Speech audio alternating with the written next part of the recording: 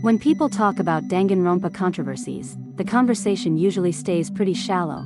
It's, this character is problematic, this ship is toxic, or V3 ruined everything, end of discussion. But the deeper you go into the fandom, the more you realize the real controversies aren't just about what's in the game, they're about how people react to it. So today, we're going through a Danganronpa Controversies iceberg, starting with the most surface-level debates everyone's heard, and slowly moving into the arguments that actually split the fandom. Problematic characters. If you've spent more than 5 minutes in this fandom, you've seen it. Entire characters reduced to whether they're okay to like or not. Teruteru, Hifumi, Miu, Korekiyo, the usual suspects. Characters get labeled as annoying, creepy, offensive, or irredeemable. What's interesting is that this discourse usually has very little to do with what the character actually does in the story, and a lot more to do with how uncomfortable they make the audience feel. Shipping. While Danganronpa doesn't really encourage romance, the vague character dynamics and optional interactions leave a lot open to interpretation, and the fandom fills in the gaps fast. The controversy isn't shipping itself, it's how quickly ships turn into arguments. Certain ships get treated as obviously canon, others get labeled toxic, and disagreeing can turn into accusations instead of discussion. It's so common and so normalized that most fans barely even register shipping wars as controversial anymore, which is why it sits right at the tip of the iceberg. English dub versus sub debates. This isn't unique to Danganronpa. Every anime fandom has it. Some fans prefer the original Japanese performances, others think the English dub fits the characters better, and the argument rarely goes anywhere beyond personal preference. Ultra Despair Girls. I already made a full deep dive onto this topic if you'd like to learn more, but we'll go over the basics. This spin-off has been controversial since it released, mostly because of its handling of heavy topics and how uncomfortable some scenes are meant to be. There's a lot of debate over whether the game is actually critiquing what it shows, or crossing a line in how it presents it. Danganronpa S. When it released, a lot of fans were disappointed by how shallow it felt compared to what was advertised. What was supposed to be a fun crossover and character-focused experience ended up being criticized for repetitive gameplay, gacha mechanics, and not really adding much to the characters themselves. It's less of a heated moral debate and more of a widespread letdown. Fanservice. Danganronpa gets a lot of criticism for how often it uses sexualized moments or camera angles, especially when the characters are teenagers. Some fans argue it's just part of the series style, while others feel it clashes hard with the tone and undercuts serious scenes. Chihiro Fujisaki debate. I also did a deep dive on this topic if you'd like to learn more. Because of Chihiro Fujisaki's secret, some fans read Chihiro as a boy who cross-dressed for safety, others view Chihiro as a trans-feminine character, and some feel the story handles the topic poorly altogether. Because the game was written in the early 2010s, people argue a lot about author intent versus modern interpretation, and whether certain scenes aged well or not. No matter how you present your argument, it's one that never really goes away. V3 ruined the franchise. When V3 released, the ending split the fandom in half. Some people felt the twist was bold and creative, while others thought it disrespected the series, the characters, and even the fans themselves.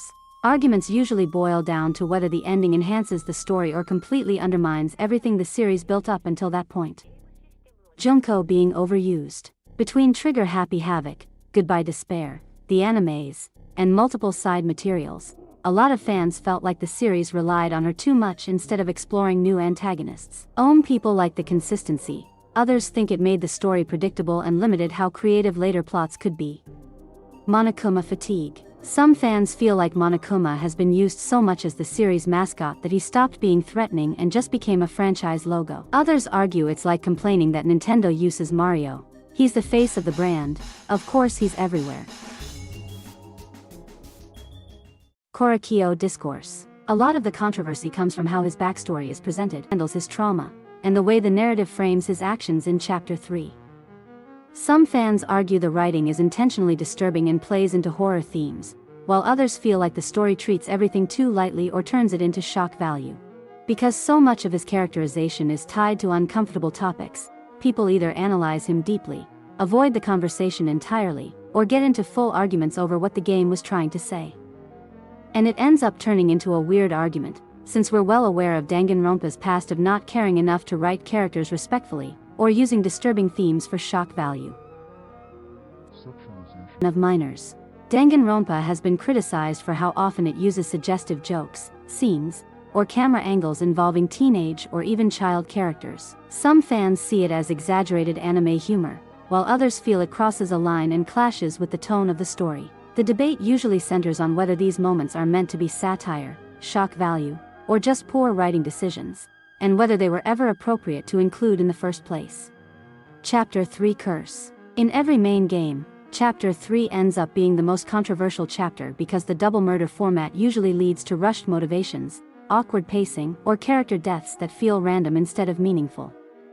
Some fans think it's just a pattern of weaker writing in the middle of each game, while others argue the format itself is the problem and never actually works. Miu/Teruteru. Miu and Teruteru are two of the most argued about characters when it comes to inappropriate humor. Both use crude jokes and over-the-top behavior, but fans disagree on whether it's funny, uncomfortable, or just unnecessary. However, that isn't where the argument ends. It turns into who's the better character for some people just because people see them as the same. There are so many reasons why one fan might like Teruteru or Miu over the other, however. Hifumi treatment. Despite being a killer, he often gets hated more for his personality than for anything he actually does in the story, while other killers with worse actions get defended, analyzed, or even turned into fan favorites. A lot of fans argue that Hifumi gets written off immediately because he isn't conventionally attractive or cool, so the fandom never gives him the same nuance they give other morally gray characters. Others say his behavior is annoying enough that the dislike is justified. Victim blaming. Anytime a character dies, there's always a section of the fandom that tries to justify or downplay it by blaming the victim for being stupid, letting their guard down, or putting themselves in that situation. This shows up the most in chapters where the victim made a mistake or trusted the wrong person, and the conversation shifts from analyzing the writing to arguing whether the victim somehow deserved it. Monocubs.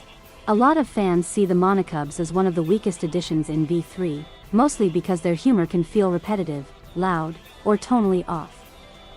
Some people think they take up too much screen time with skits that don't add much to the story, while others feel they distract from the darker atmosphere the series is known for. Recurring themes of incest. Danganronpa has a weird habit of bringing up incest-adjacent storylines or jokes, and it's one of the franchise's most uncomfortable recurring topics. Fans argue whether it's meant to be dark humor, shock value, or just poor writing decisions, but either way, it sparks debates every time it shows up. Fandom deciding canon personalities. A major Danganronpa fandom controversy is how fanon versions of characters often overshadow their actual canon personalities. Over time, certain interpretations become so widespread that people start treating them as fact, which leads to arguments when fans who know the canon push back. Some examples can be Kyoko being flattened into cold girl with no emotions, when canon shows she's caring and vulnerable, Hajime being turned into a bland self-insert despite his actual sarcastic, insecure personality, Maki becoming a full-on tsundere even though canon gives her more nuance.